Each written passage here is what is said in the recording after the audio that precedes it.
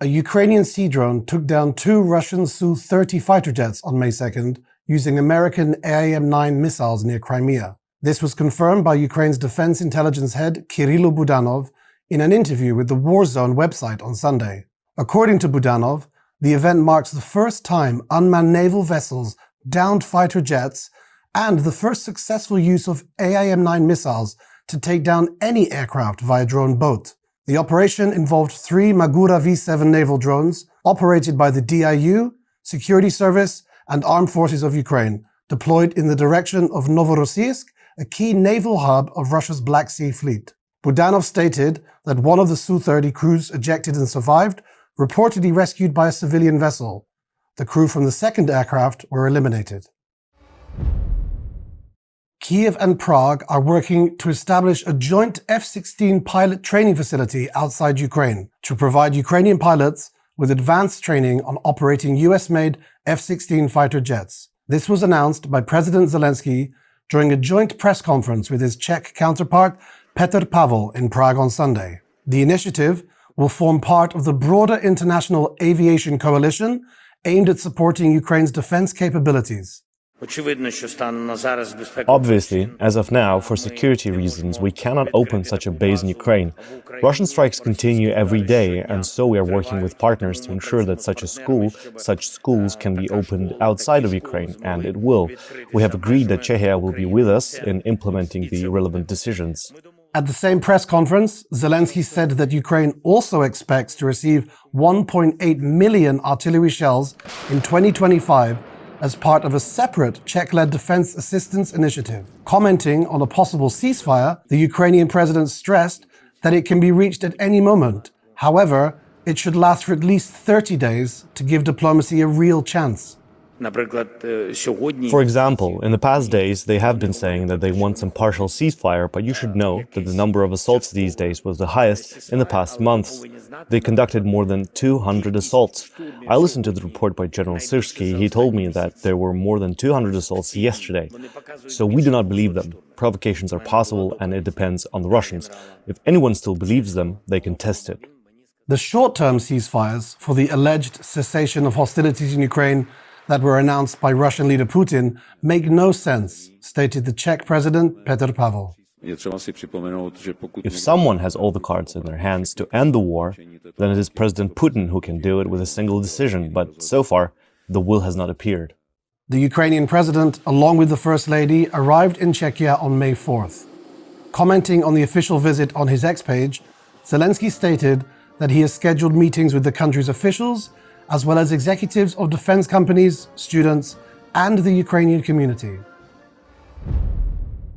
United 24 has raised almost $1.5 billion in 3 years from global support for Ukraine, stated President Zelenskyy. According to him, Ukraine's official fundraising platform, which was launched in response to Russia's full-scale invasion, has collected over $1.4 billion since its inception on May 5, 2022. This makes United 24 the country's largest fundraising initiative and a unique example of state-led crowdfunding at scale.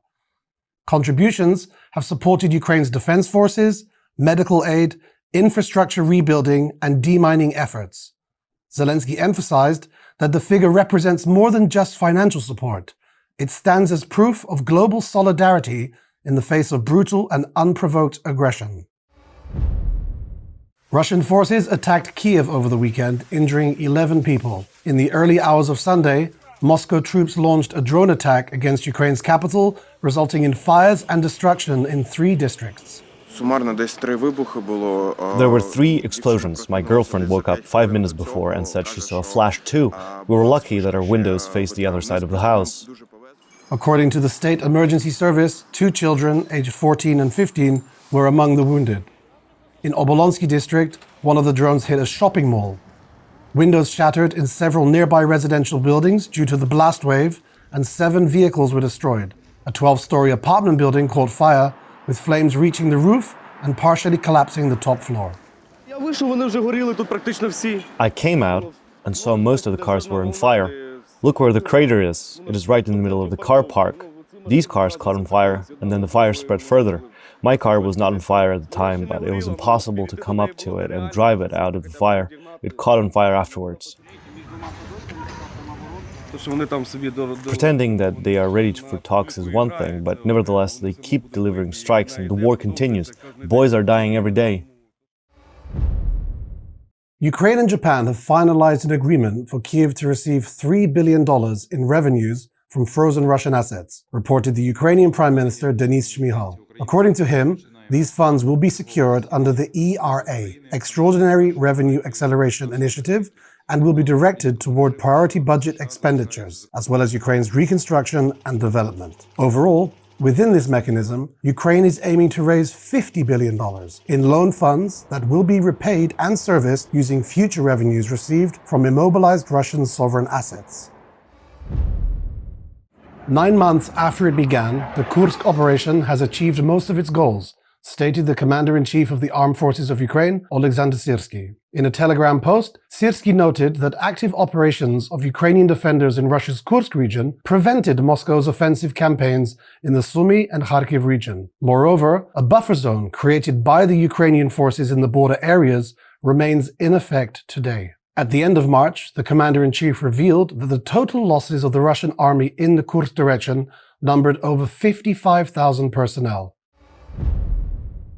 The European Union could double its military support for Ukraine if US President Trump is unable to convince Russian leader Putin to agree to peace. Writing on X, the European Commissioner for Defense and Space, Andrius Kubilius, stressed that the US and EU currently allocate around 40 billion euros annually to Ukraine's defense. He argued, however, that these funds could be used more effectively if invested in Ukraine's own defense industry, where production costs are considerably lower. Kubilius explained that weapons produced in Ukraine cost roughly half as much as those made in the EU or the US, meaning the volume of weapons supplied could effectively be doubled without raising overall costs. As Russia continues its preparations for the Victory Day parade in Moscow, residents of Moscow and its region experience significant disruptions in mobile internet and telecommunication services on Monday morning. According to the Moscow Times, outages were reported across all major mobile operators. Popular messaging platforms such as Telegram and WhatsApp were also affected. Russian Telegram channels reported that service interruptions were likely linked to ongoing rehearsals for the air show in Russia's upcoming Victory Day parade, scheduled for May 9. At the same time, Russian occupation authorities have cancelled this year's Victory Day parade in the temporarily occupied Crimean port city of Sevastopol. According to the Russian state-controlled TASS media, an event scheduled for May 9 will not take place due to safety concerns. Meanwhile, in Russia's Vladivostok, over 1,500 elementary school students dressed in military uniforms marched in formations symbolizing various branches of the armed forces. The children's military parade was held under the banner Great Grandchildren of Victory and was attended by local officials, military personnel, and a delegation from North Korea. According to the local governor, children whose fathers are currently fighting in Russia's war against Ukraine were among those who marched.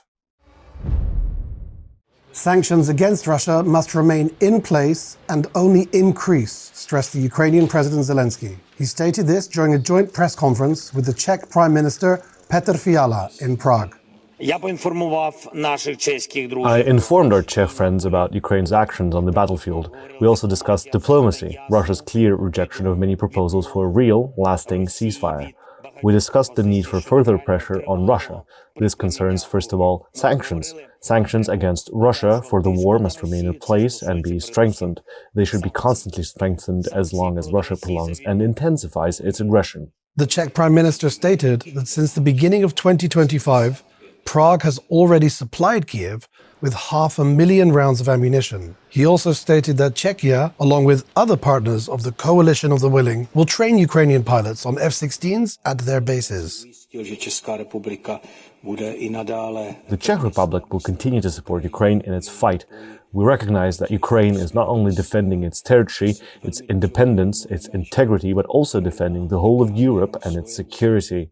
On the second day of his official visit to Czechia, Zelenskyy also met with the Speaker of the Chamber of Deputies of the Czech Parliament, as well as the deputy speakers, representing all political parties. While in Prague, Zelenskyy also held talks with the heads of the country's leading defense companies. Ukrainian armed forces walked shoulder to shoulder at a British military parade on Monday in London to celebrate the 80th anniversary of Victory in Europe Day, which marks the end of fighting on the continent in World War II, reports Reuters. London stated on Saturday that Ukrainian servicemen are to join forces with around 1,000 members of British personnel, including soldiers on horseback and military bands, to symbolize global support for Ukraine's continued fight for freedom against Russia's illegal and unprovoked invasion, wrote Reuters. The UK plans various events in the run-up to the anniversary, including a military parade and a flypast, culminating in a Thanksgiving service in London's Westminster Abbey on Thursday, due to be attended by the royal family. NATO deployed the first of 3 E-3A airborne warning and control system aircraft to a Lithuanian airbase on April 23rd, as part of enhanced vigilance in the Baltic region, reported NATO's Allied Air Command. The NATO AWACS detachment will operate with 3 E-3A aircrafts for a number of weeks. The aircraft is NATO's so-called eyes in the sky and plays an important role for the alliance in air and maritime surveillance capability. They conduct a wide range of missions, from peacetime air policing, counter-terrorism support, evacuations, and crisis response to the full spectrum of wartime demands.